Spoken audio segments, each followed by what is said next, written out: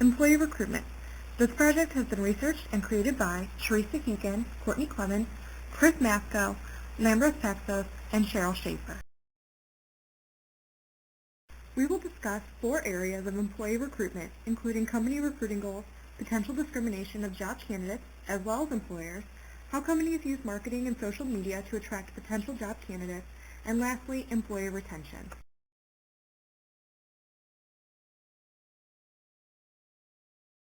Companies, in efforts to recruit top talented professionals, have changed their marketing strategies in efforts to attract job seekers. Employees in all industries are striving to achieve efficient operations by keeping their expenses down. Salaries and employee benefits are the #1 expense for employers. Therefore, hiring the right candidate from the beginning is the goal.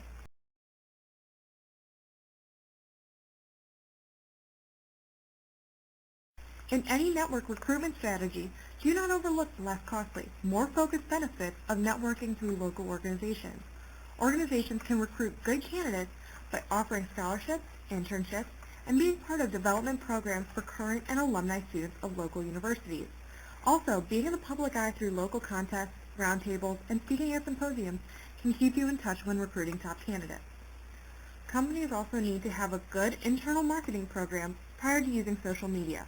This is a good way to ensure informed employees will spread the word to their community network of friends, which we know can be very large. Facebook and LinkedIn are the most popular sites and can be great resources for companies.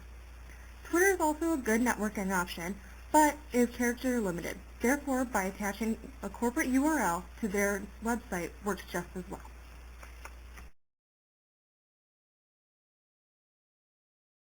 It's important to make your company stand out. Develop a company brand image that sets your company apart from the competition. Why should your company be used over others?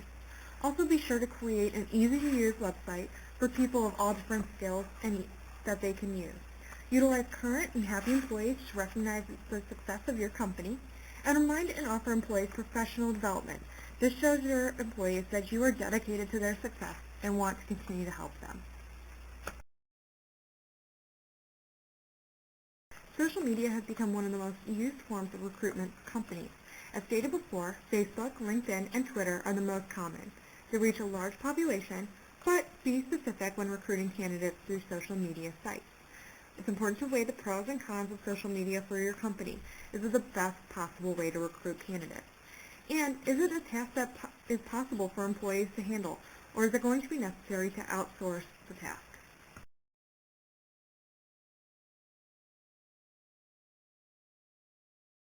It is important for companies to use face-to-face opportunities to promote themselves. Companies often use local organizations, they offer internships, development programs with different universities, public speaking at roundtables or symposiums, and they invest their current employees so that they can help recruit others.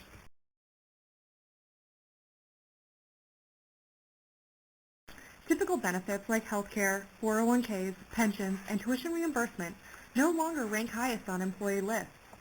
The challenge with retaining employees is that they are seeking purpose in their careers rather than stability in a job, starting a family, and settling down.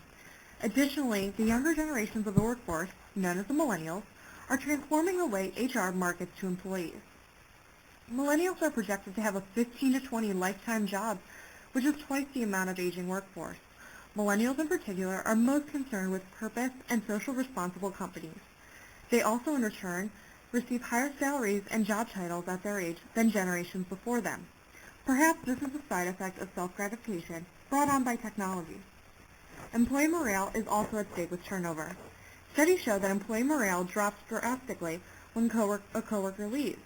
This is due to the psychological nature of associating a short-term loss in workforce with their workloads increasing until that position is filled. The cost of an employee leaving has varying statistics. One study in particular states that the cost of an employee leaving the company can range anywhere from 6 to 9 months of that position's salary. A study done by Gillette also mentions that once a new associate is brought on, that it can take anywhere from 1 to 2 years until they are fully on board with the company business.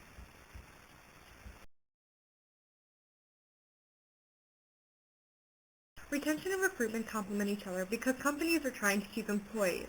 If turnover is high, then company morale will be low since they are always trying to replace a coworker. Recruiters are the front line for finding talent and the right fit to join the company. It is also their job to communicate these newly discovered retention models. After all, a potential employee may reject an offer because they don't believe the company offers value or purpose to their beliefs. The objective for recruiters is to build retention and grow companies with good talent. By doing this, they can recreate a corporate culture that tailors to younger generations. If they can understand, communicate, and slow the turnover of younger generations, the overall cost of the company will reduce drastically.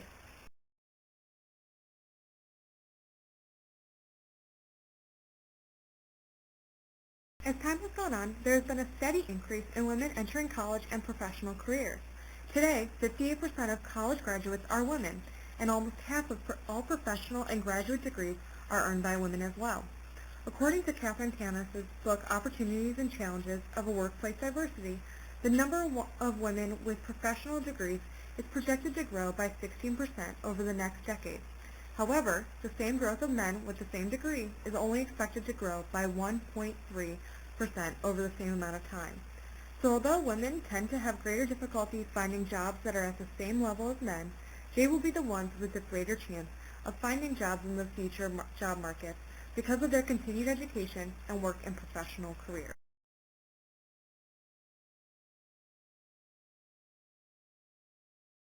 Although there are changes in women's professions coming in the next decade, we still find that some organizations look for a homosocial work environment and employees. By this, we mean that employers are looking for individuals that are similar in interests, looks, and attitudes towards work and their personal life. And in male-dominated organizations, many women are looked down upon, sometimes not viewed as being capable or competent enough to handle a male-dominated world. Unfortunately, even today, this is a reality in many companies. Different organizations use tactics to intimidate or undermine some women's accomplishments in job interviews. This can be done through the use of derogatory terms or language. At some companies, women are given probationary periods to see what they are able to accomplish, whereas their male counterparts doing the same job are not placed on probationary periods. At times, this behavior may seem like a fitting expectation for any new employee, but the expectation is not equal for both sexes. Then, the behavior can be viewed as discrimination.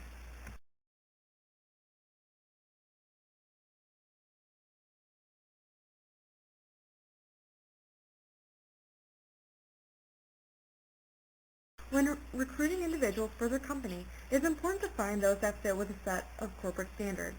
This may be different for every company, and recruiters know what they are interested in finding. When is it okay for employers to deviate from their expected standards? Is there a set flowchart for recruiters to follow if an individual doesn't match their standards but are still interested in a candidate? All are important questions for recruiters to know when looking for someone that fits their company. Company culture also heavily dictates recruitment. It is important for a recruiter to know the vision, beliefs, language, and norms of their company to gauge if an individual fits in with their already established team. By aligning those cultural components with individuals and focusing on those areas, companies will have an easier time finding the right individual for their company. As discussed before, finding an individual that fits with the current set of employees is crucial.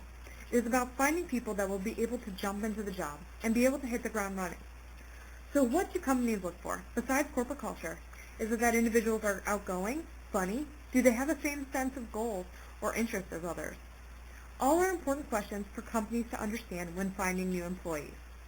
Also, should there be an immediate cohesion between individuals, or is that something that can be established over time? All are questions that recruiters and companies should know when looking for new employees.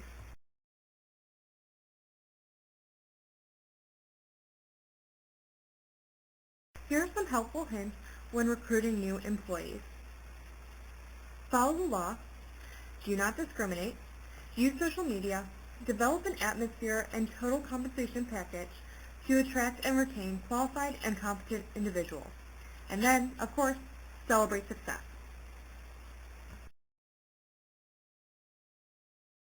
Organizations competing in today's employment environment want to recruit and hire the best personnel relative to their organization's goals and objectives, but also need to ensure that all efforts are compliant with employment laws.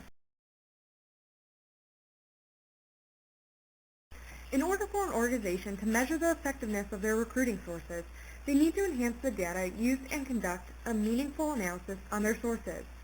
Obtaining specific information from each job seeker is a way to measure the effectiveness of a recruiting sources. Ask job seekers the question, how did you first hear about this position, rather than how did you hear about us? You want to know how they heard about the job for which they are applying, not how they first heard about the company, and not how they may have ended up applying. Someone may have learned about the position on Monster.com, but applied through the career website. When asking a job seeker to indicate the recruiting source, provide clearly worded, detailed response options. For example, use Monster, Career Builder, or Indeed. This provides an opportunity to not only evaluate the job boards as a whole, but also the job boards independently. The sources may be a way to examine their effectiveness and impact as a recruiting source. Include a separate item list for recruiting sources for social media, such as Facebook, Twitter, or LinkedIn. Ask the job seeker to indicate the source more than once, perhaps at the time of application and again during the interview phase. Hearing the information from a live person, whether it be on the phone or in a personal interview, can enhance the accuracy of the information. Also, make sure that there is data on each job seeker's race, gender, and how far they got in the hiring process. You want to be able to distinguish the general pool of job seekers from job seekers who meet the basic qualifications of the position.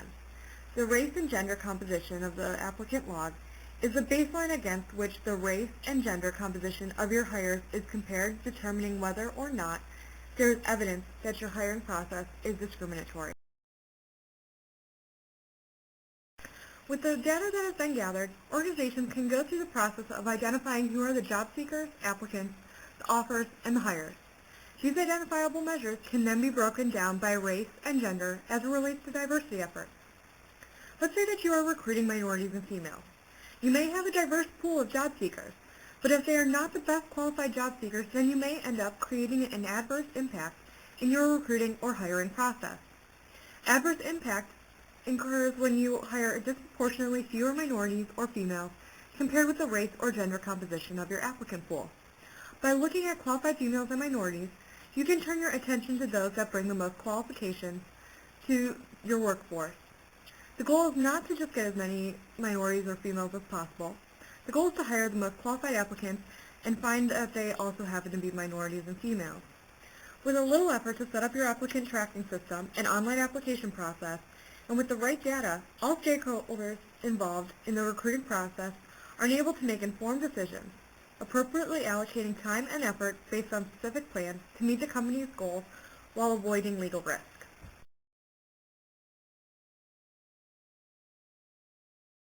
Most organizations prefer to handle all recruiting functions internally. There are a number of recruiting conditions that generate compelling reasons to outsource all or part of the process. These include, number 1, conducting a confidential search. External recruiters can source and interview candidates without current personnel being aware of the process. 2, recruiting a hard-to-fill role. When you need a talent that is outside your current applicant database and or outside the scope of experience of your recruiting staff. 3, handling a temporary increase in recruiting volume. When you do not want or need to increase the size of your recruiting staff on a long-term basis. 4, consider staffing increases. When you want to increase the size of your hiring team, but need to determine whether the workload justifies the additional staff.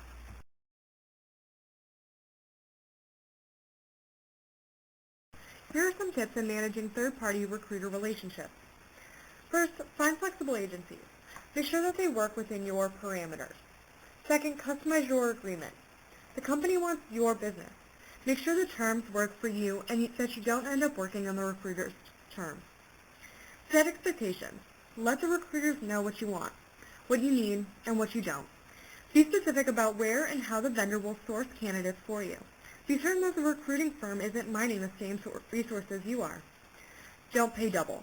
Let the vendor know that you won't accept candidates that they've found by sourcing the same resume banks and other resources that you already have access to. Don't allow vendors to post your job description under their names unless they are posting them to resources you aren't using or don't have access to.